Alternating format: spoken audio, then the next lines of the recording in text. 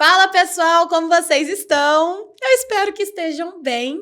Começando aqui mais um episódio do nosso Pod Café, o podcast da CB que nasceu aí para conversar com você, para fazer você se sentir em casa.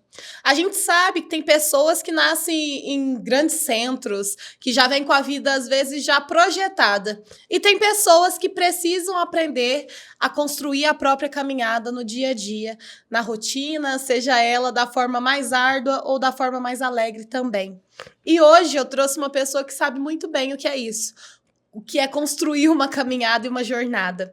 Eu trouxe para falar comigo o cara... Gente, o cara é cheio das profissões, tá? O cara é ex-coletor, o cara é formado em Ciência e Economia pela Universidade Federal de Alfenas e hoje o cara é vereador.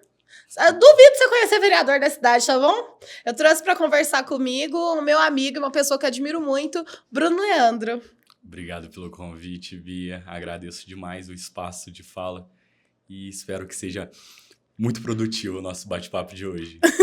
Eu fiquei muito feliz, Bruno, de receber, né, o seu aceite para o nosso convite. É muito valioso ver pessoas como você, assim, nesse espaço. Eu queria, pra gente começar aqui a aquecer, a gente já enfiou tudo que tinha da marca no Bruno, tá? Já deu café, o cappuccino, já experimentou tudo. Eu queria saber com que você tá tomando o seu café hoje. Hoje, Bia, eu tomo meu café com otimismo. A esperança de tempos melhores, aquele frio na barriga dos futuros desafios que estão por vir, né? Mas muito otimismo para atravessar cada um desses desafios, para procurar se habilitar para o dia a dia. Então, é esse tipo de otimismo que eu tomo meu café hoje. Gostei. Bruno, aqui no começo da apresentação, eu trouxe meio que um resumão da sua história. Exatamente. Mas eu gostaria que você contasse um pouco mais para o pessoal que está ouvindo, assistindo a gente. Como foi toda essa sua jornada, né? Eu sei que você saiu de um bairro que é considerado periférico aqui do município, entrou numa universidade federal, ao mesmo tempo trabalhava ali, já era prestador de serviço na prefeitura, e aí agora, como vereador, como foi toda essa jornada?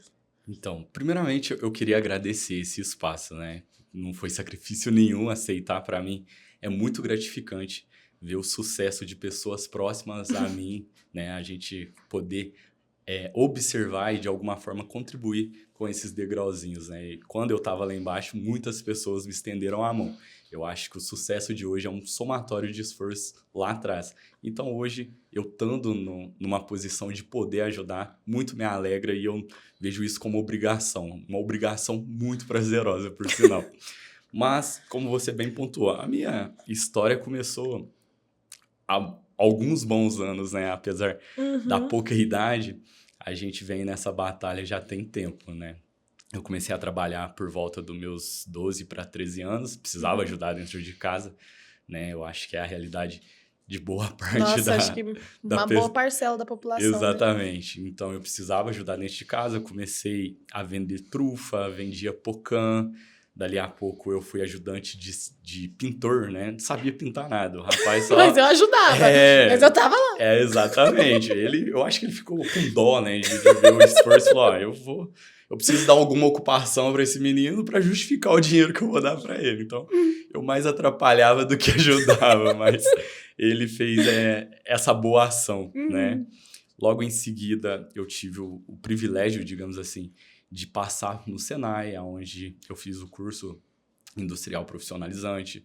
Também sou soldador, onde eu fiz o curso dos meus 15 até os meus 16 anos. Pude trabalhar numa empresa aqui da nossa cidade, a TAIF, popularmente conhecidas.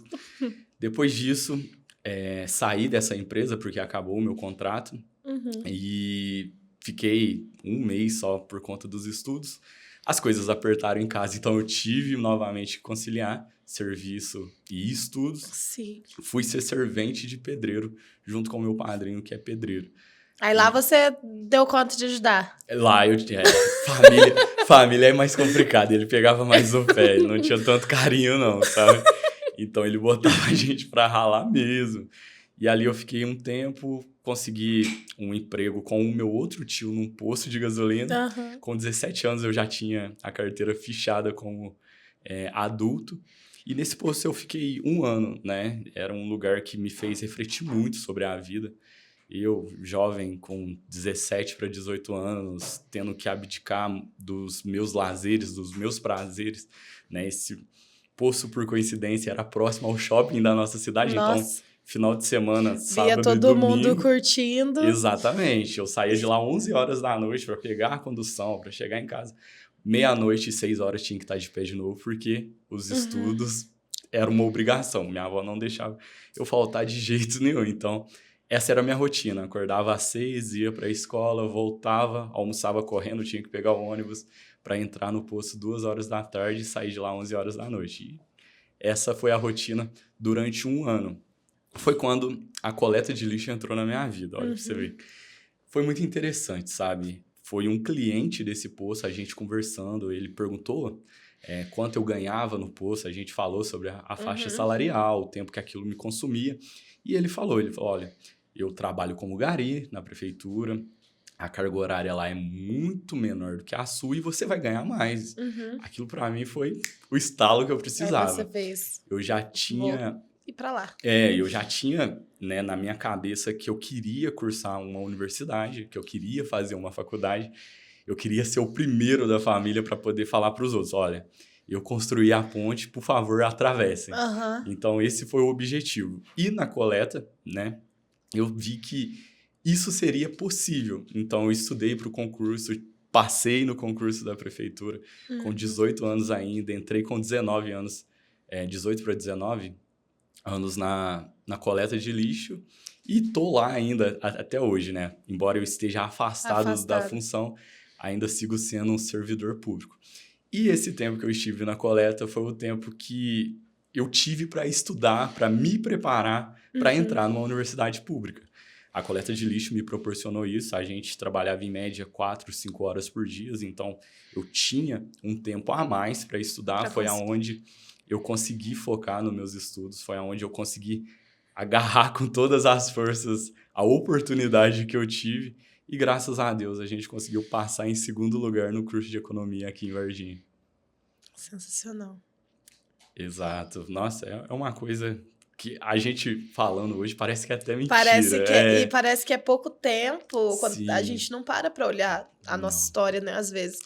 Faz tanta coisa, você construiu aqui toda uma linha do tempo, e aí, na hora que a gente tá vivendo, a cabeça fica, meu Deus, eu não vou dar conta. Exatamente. E aí, depois, quando a gente vai contar o negócio, parece que foi ontem, que foi tão rápido, né, fácil. Pois é, hoje eu paro para contar, eu falo, gente, eu fiz tudo isso mesmo, realmente? Sabe, quando as coisas estão acontecendo, é exatamente o que você falou. A cabeça da gente está tão ocupada com múltiplas funções que a gente mal para valorizar o que já foi conquistado, né? E eu entrei na Universidade Federal, aí veio a proximidade da política. Eu lembro até hoje, no meu 3º semestre, aulas de políticas com a Santiane, foi o que me aproximou ali da política. Foi quando eu tive o escopo da política, né? Eu pude ver a introdução da política, ver os bastidores, estudar sobre. Então, ali, eu já comecei a me enxergar como um agente transformador dentro da política. Movimentei algumas questões dentro da coleta, coisas que eram erradas. A gente assumiu algumas brigas bem pesadas mesmo e é o que eu ouvi numa sala. Quem você pensa que é? Você é só um coletor que quer peitar o prefeito? E a gente peitou. A gente conseguiu inúmeros avanços para a categoria. Eu acho que esse é um dos meus maiores orgulhos, poder falar com todas as letras que a coleta de lixo de 2017, quando eu cheguei, e a coleta de lixo de 2024, quando eu me ausentei para me tornar vereador, são cenários completamente diferentes. Graças a Deus, a gente contribuiu muito para essa diferença, sabe? Então, eu acho que é um dos meus maiores orgulhos. É uma das coisas que eu carrego com muito orgulho, com muita satisfação para o resto da vida. E sempre que tem uma oportunidade, eu gosto de falar. Mas é muito necessário, até porque quando você fala, assim, da coleta, normalmente são profissões que são muito marginalizadas. As pessoas olham de uma forma como se... É facinho. O primeiro que olha, acho que é... Igual eu brinco com a turma, fala, gente, vocês estão achando que a vida é um arroz doce? Não é, não. Porque realmente é essa visão que a turma construiu. E eu lembro que quando eu cheguei até em Varginha, eu comecei a acompanhar mais as questões da coleta, até por coisas que você publicava, né? Por brigas que você comprava. E no final das contas, a briga era básica. Exatamente. Por dignidade. Eu acho que todo mundo precisa ter Sim. isso. Acho que é de senso comum, né? Que as pessoas merecem ter uma condição de trabalho digna, um lugar legal para morar, um espaço para viver.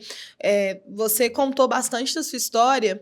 Eu queria entender com você também quais foram os momentos assim que mais apertou. Porque a gente sabe que quando a gente fala de cor, de lugar, de pertencer a alguns espaços é um pouco difícil, né? Sim. Exemplo, eu, Beatriz, eu sou uma mulher. O espaço é um pouco distinto. Você, enquanto homem, e um homem negro dentro da sociedade que, às vezes, marginaliza tanto, como foi, assim? Teve algum momento que você fez, nossa, igual você disse aí, do quem você pensa que você é, né? Tipo, sou uma pessoa. É bem complicado. Infelizmente, existiram muitos momentos que colocou à prova o que era sonho e o que era um mero devaneio. Eu costumo falar, se eu tô onde eu tô hoje é porque realmente era um sonho meu, não era uma coisa que eu desejava no momento. E eu passei por muita coisa para chegar onde eu cheguei, né? Às vezes as pessoas associam a pouca idade para onde está hoje, mal sabe o quanto a gente teve que dedicar. Foram 6 anos de estudo, de tentativa, até chegar no patamar hoje de poder dizer que sou um dentre os 15 vereadores da nossa cidade. E eu acho que o meu processo mais difícil nisso tudo foi a fase da construção, sabe?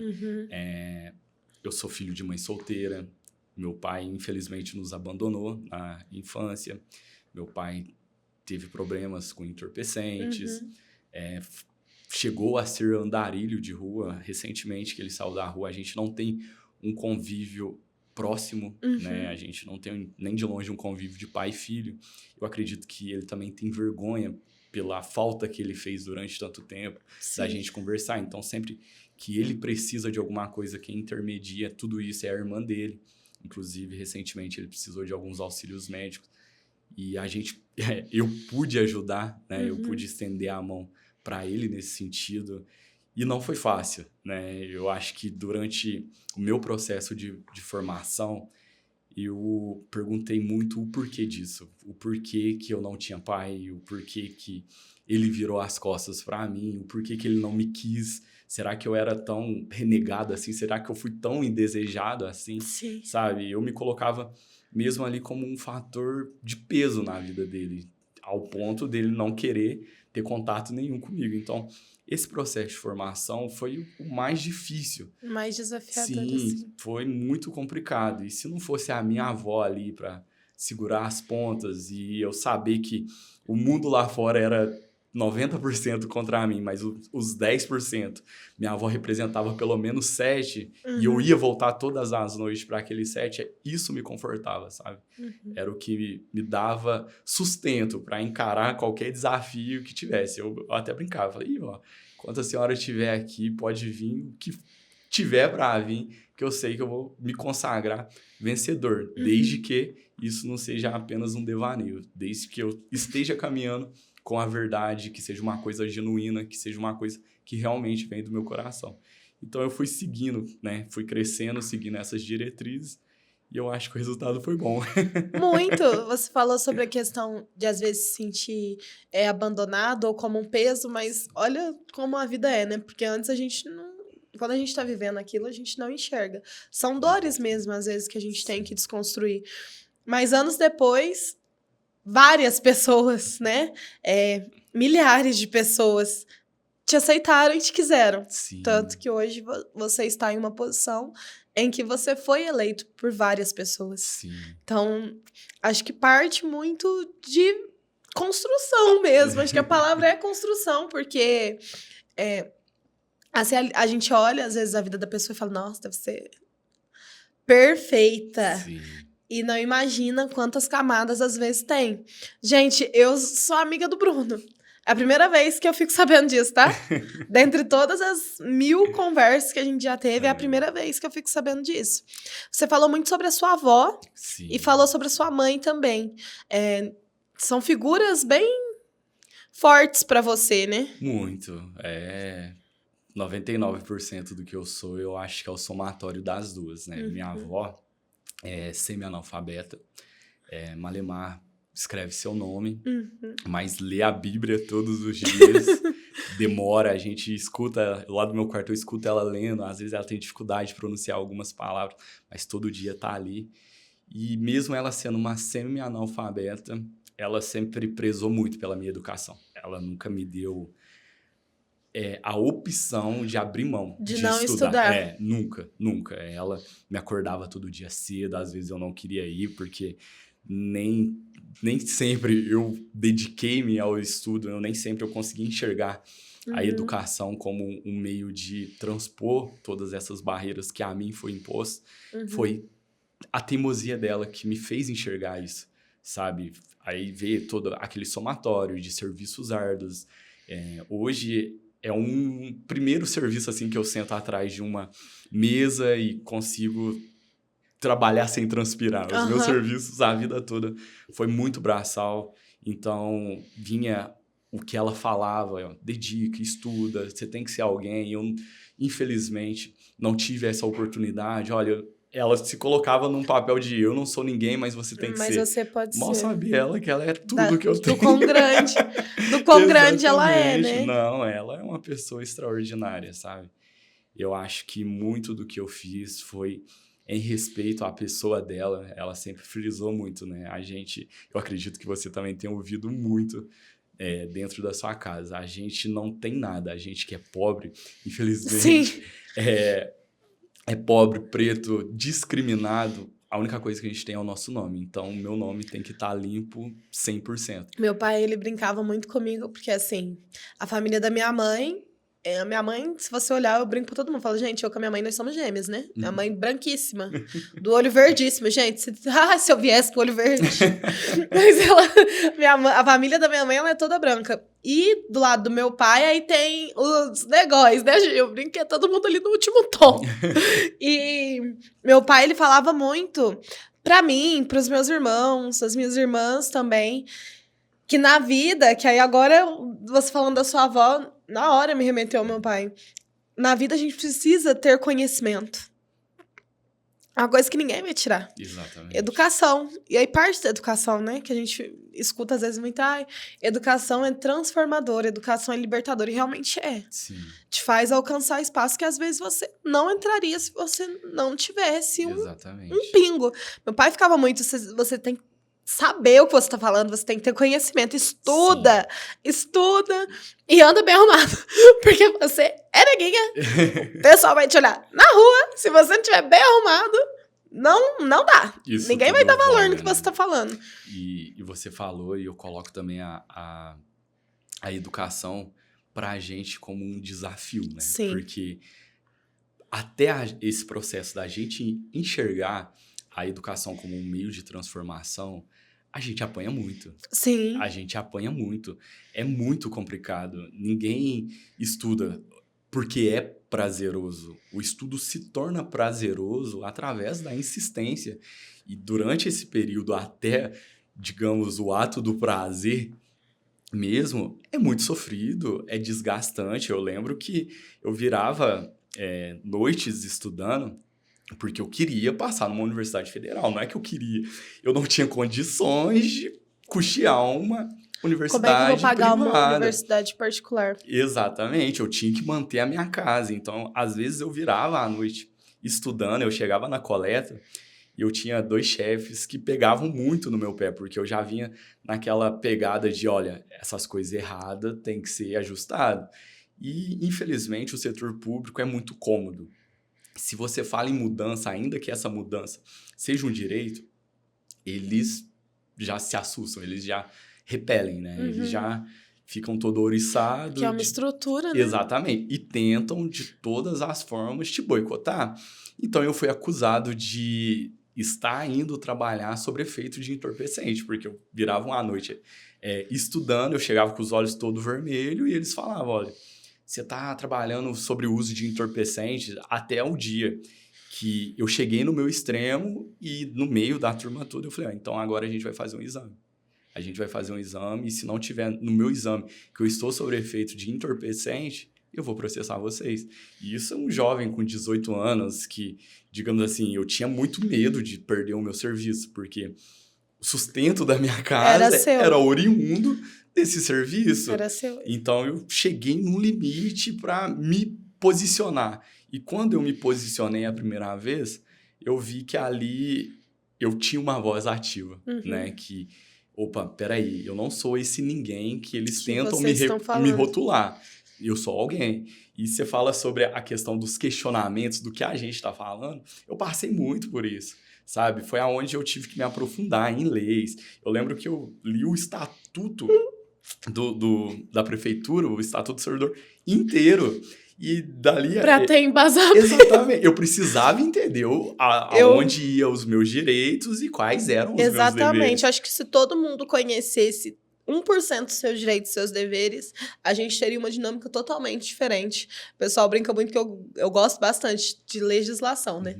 Eu tenho, assim, gente, meu hobby. Adoro ler. Eu tenho uma irmã que ela é graduada em Direito, tudo. Assim, meu exemplo de forças na vida. E eu sempre gostei. Então, pego os livros dela, leio. Tem muito, assim. Mas justamente para ter embasamento naquilo que eu falo. Sim. Porque a cada segundo...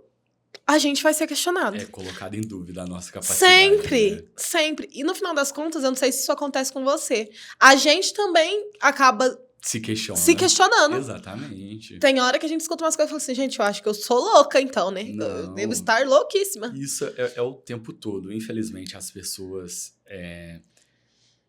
rotulam a gente, né? Eles levam em consideração a pouca idade. Eu falo que jovem, para ter um local de fala e se posicionar é muito difícil, porque a todo tempo a gente é indagado com palavras de você é muito novo, você não sabe nada da vida, você não sabe o que você está falando, a vida vai te ensinar.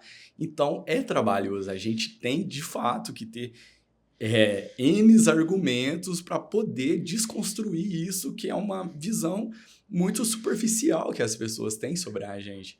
Então, eu fui, né, me aprofundei muito nisso. E uma coisa que eu falo que muito, nossa, enche meu coração de alegria, é saber que, né, durante esse período que eu peguei o estatuto, estudei o estatuto e passei a partilhar as informações com os meus colegas de trabalho... Era um tradutor. Não, eu explicava tudo para ele. Para mim, eu acho que uma das maiores alegrias que eu tive na coleta foi uma vez que eu estava chegando no pátio e um dos nossos chefes estava com um abuso de autoridade em cima de um servidor analfabeto. E quando ele impôs aquilo a esse servidor que não sabe escrever o seu próprio nome, ele virou e falou assim, eu não vou fazer isso não porque é desvio de função. Eu olhei para ele e falei, a gente já conversou sobre isso. Ele falou, isso não está dentro da minha atribuição. Eu falei, gente, ele está falando o que a gente conversou. Para mim, aquilo ali foi o ápice de... realmente não só pegar para mim. Mas compartilhar com outras pessoas. Exatamente. Em momento algum de toda a minha trajetória, eu quis só para mim o conhecimento. Eu acho que o momento mais gratificante e mais valoroso disso tudo foi quando eu consegui partilhar esse conhecimento para essas pessoas e entregar a eles uma forma tão didática do ponto deles conseguir se posicionar tranquilamente, sabendo o que estava falando. E às vezes, em algum momento, que aquela pessoa nunca iria falar. Exatamente. Não queria falar. Se fosse em outro momento, às vezes nunca iria falar, porque vem desse espaço de sempre, né, aceita. Vai empurrando muitas com a das barriga. vezes aceita pelo medo de perder, né, porque quando a gente já não tem muito, perder o pouco que tem é muito dolorido. Mas também pela falta do conhecimento mesmo sobre aquilo, porque não é... Gente, não é algo acessível. Infelizmente. E quando você coloca também a questão do autoquestionamento, eu faço isso muito até hoje, né? A minha assessora tá aqui E ela é prova disso. A gente tem brigado tanto com essa estrutura da política, a gente tem batido tanto de frente, e eu tenho ficado tanto tempo, tantas noites sem dormir, que às vezes eu me questiono, será que só eu tô certo? Será que todo mundo que eu tô enfrentando, todo mundo que eu tô batendo de frente, será que todo mundo tá errado e só eu tô certo? Então vem esses questionamentos, sabe? As pessoas conseguem, de tanto ficar martelando no errado, eles conseguem colocar na nossa cabeça que a gente que tá certo, tá errado. Sabe? Eles martelam tanto, tanto, tanto, que a gente passa a se questionar. E eu perdi as contas de quantas noites eu fui dormir com essa dúvida de, gente, será que isso tá certo mesmo? Tá, eu sei que é lei, mas será que não tem um outro jeito? Por que que eu tô batendo tanto nisso? E tô batendo sozinho? Por que que eu tô apanhando tanto por querer fazer certo?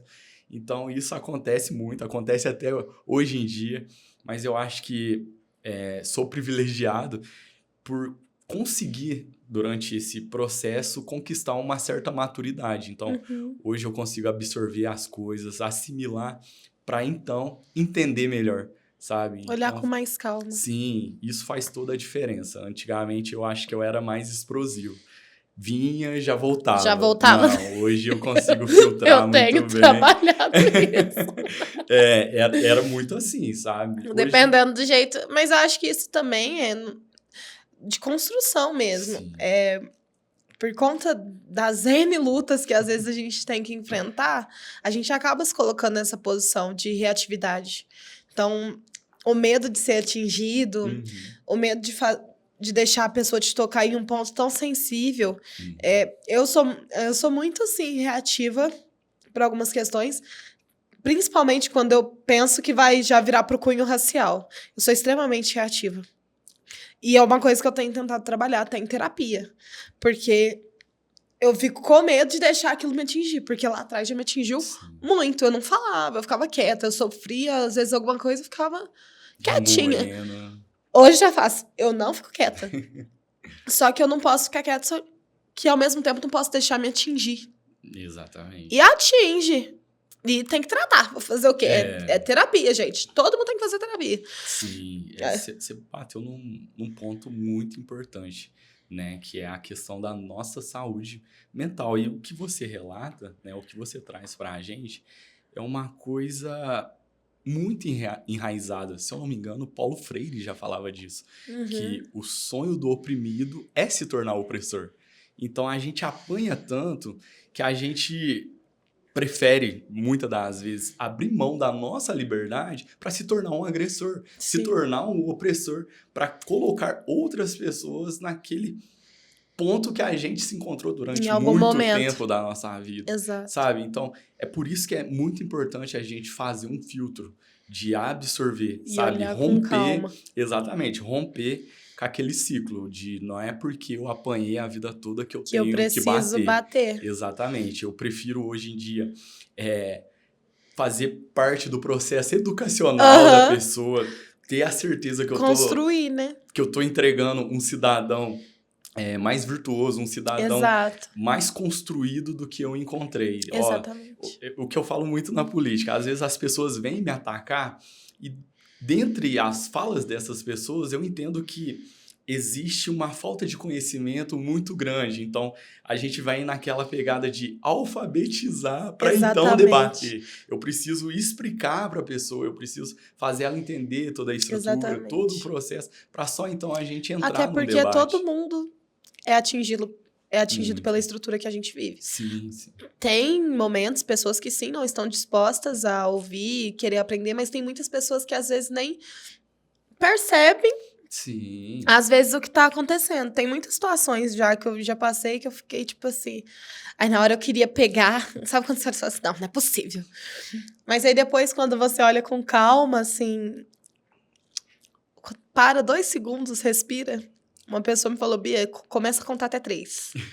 E realmente. Faz toda a diferença. Faz muita diferença. Sim. E aí você conta até 3, e aí parece que vem aquele estalo na cabeça de que, tipo, não, essa pessoa nem... Acho que ela nem tá entendendo, às vezes, a gravidade, a profundidade, o que pode causar no outro. Porque às vezes a gente fala, né, as coisas vão, vêm, passa, e aí a gente não percebe o quão dolorido pode ser para o outro determinado assunto ou determinada questão. É melhor contar até 3 do que ficar contando as madrugadas que a gente fica Exatamente. acordado depois de ter tido uma ação brusca, né? Exatamente. Então, o que você pontuou acontece muito. Às vezes a pessoa vem com tanta carga para despejar em você.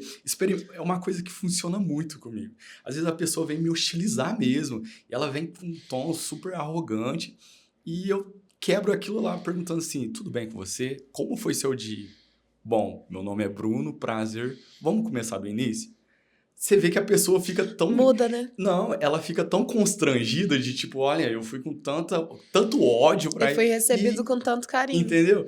Então isso desconstrói muito a pessoa. E a partir daquele momento que ela baixou a guarda, você consegue... E às vezes a pessoa também tá em um momento de dor dela, Sim, né? Às vezes sim. a Às pessoa vezes- não tá num dia legal, não Sim. sei, aconteceu alguma coisa. Exatamente. Ela te enxerga como uma válvula de escape. Exatamente. Né? Às vezes você é só o destino final. Desde o início ela vem acumulando uma série de coisas e quando te viu, se achou no direito de despejar tudo em você. Tudo em você. A gente entendeu? fala muito com os colaboradores das lojas, né? Com os colaboradores, com os empresários que são os franqueados da nossa marca. A gente fala, gente, a gente precisa respirar. Tem hora que eu brinco até com eles e falo, olha, se você brigar comigo, eu posso querer brigar com você, porque eu sou uma pessoa igual a você. Exatamente. É a turma lá embaixo, porque a gente fica todo mundo junto, né, no mesmo ambiente, começa a dar risada. Eu falo, não, gente, nós somos pessoas. Então, dependendo da forma como que você vier, eu posso te devolver pro bem, ou eu posso ser reativa e te devolver no mesmo nível. Pra uma conversa que às vezes não vai evoluir em nada. Exatamente. Porque aí eu vou estar chateado, você vai estar chateado. Às vezes, educação é o principal, o crucial. A gente falou muito aqui sobre educação, né, em Sim, várias camadas e sim. níveis diferentes. Exatamente. Mas realmente eu acredito muito que a educação, como um todo, ela é o processo de transformação. É dela que vai partir a transformação, seja em qualquer nível. Você lida, Bruno, no seu dia a dia com muitas demandas de muitas pessoas, de muitas coisas, assim, O muitas tempo camadas. todo. Mas como você lida com as demandas do Bruno? Eu acho que eu negligencio muito. A minha família bate muito nessa questão. Eu sou aquele tipo de pessoa que resolve a vida de todo mundo e deixa os próprios problemas de lado. Vai acumulando, vai acumulando. E é uma coisa que eu tenho tentado trabalhar muito. Inclusive, tem aquela frase que eu tenho lido bastante que diz: quem é que cuida de quem cuida? Exato. Então, se a gente não tá bem para fazer o bem, em algum momento a gente não vai dar conta. Não tem como dar conta de cuidar dos outros sem Exatamente. cuidar de si mesmo. Então, eu tenho tentado me policiar mais nesse sentido de separar momentos só para mim, separar os momentos de serviço, saber classificar. Porque existem coisas que são urgentes e tem coisas que dá para esperar de fato. E eu tenho tido aquela postura de eu recebo a demanda, não, eu já tenho Preciso que dar despachar vazão para essa ela. demanda, a gente tem que resolver isso. Ai, mas é um buraco mini na porta da casa. Não, é um buraco na porta da casa de um munícipe que paga seu imposto. Então, eu tenho, como se diz, feito muita tempestade em copo d'água nesse sentido. E eu acho que o caminho nem sempre vai ser esse, sabe? Eu acho que é, sim, interessante o envolvimento com o serviço. Eu tenho me entregado muito no meu serviço, mas isso, em contrapartida, também tem sugado muito a minha saúde física, a minha saúde emocional, o meu mental mesmo. Então, a gente tá tentando equilibrar tudo isso. Não cheguei ainda num ponto de equilíbrio. Fala, nossa, equilibrei tudo. Mas tá tentando. O importante, eu acho que sim. não parar de buscar. Eu acho que o mais difícil é reconhecer, sabe? Eu, graças a Deus, depois de muito tempo dando murro em pontos de facas, hoje sou uma pessoa muito aberta ao novo, sabe? Eu consigo reconhecer os meus erros, eu consigo reconhecer o que eu preciso mudar. E eu acho que essa é a fase mais difícil, né? A primeira fase a gente tem que reconhecer que é muito E aí depois muito baixar difícil. a guarda, olhar e fazer. Não, e depois vem todo aquele plano de ação, que também não é nada fácil, né? A gente reconhece, traça ali uma estratégia e vai fazendo passo a passo. A gente está tentando equilibrar isso. Eu costumo falar que espiritual, mental e físico. Sim. A gente... É essencial. Sim. Acho que é essencial ter equilíbrio dentro dessas coisas. A gente fala muito na CB que ela é uma mistura. Então, ela é uma mistura de gente, de cultura, de lugar. Ela é uma mistura de tudo. Ela é uma mistura da sua avó, uma mistura da sua mãe, uma mistura de você, uma mistura do seu pai. Enfim, uma mistura de todas as pessoas que moram em Varginha, que moram em São Paulo, no mundo. E aí eu queria entender com você qual que é a sua mistura. O que você fala assim, nossa, hoje o Bruno é uma mistura disso tudo. Gente, o Bruno é uma mistura de tanta coisa. Eu acho que a base é uma mistura da dona Sebastiana, minha avó, somada com a dona Elisângela, minha mãe. Eu acho que essa é a base. Mas o Bruno é uma mistura de perseverança, porque eu tive que perseverar muito. Eu acho que o Bruno é uma mistura de otimismo, porque ainda que as coisas não estejam boas, ainda que as coisas vá na contramão de tudo aquilo que eu tenho como ideal, eu não deixo de achar graça no amanhã, eu não deixo de olhar com otimismo e pensar, eu já passei por coisas piores, eu sei que isso também vai passar, é um momento que eu não entendo agora, mas que ali na frente fará todo sentido. Então eu sempre costumo encarar os meus problemas assim, com otimismo. Eu acho que é uma mistura de fé, porque em determinados pontos da nossa vida, a gente não vai ter respostas para as perguntas que a vida nos impõe. Eu acho que são nesses fatores que a fé deve ser predominante. É o ato de acreditar, Exatamente. Simplesmente entrega que a pergunta não tem resposta e passa para o próximo nível. Sabe? Você desliga daquele nível, vai adiante, e dali 5, 10, 20 níveis depois você consegue ter resposta daquela pergunta lá atrás. Então eu acho que é muito interessante, é muito importante as pessoas ter fé. Fé no que quiser, mas tenha fé, porque em algum determinado momento da sua vida, a vida vai exigir isso de você. Acho também que o Bruno é uma mistura de garra, de comprometimento, de responsabilidade. Eu acho que isso eu herdei muito da Sebastiana e da Elisângela. Elas sempre me colocaram esse fardo, digamos assim, e hoje eu vejo como uma das minhas maiores virtudes, que é, de fato, ser responsável com tudo aquilo que eu me comprometo a fazer.